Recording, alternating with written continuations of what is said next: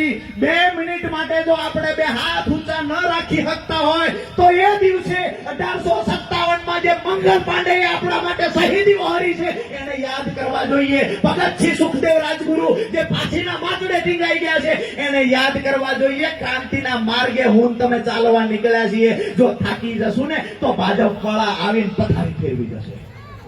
થાકવાનું નથી.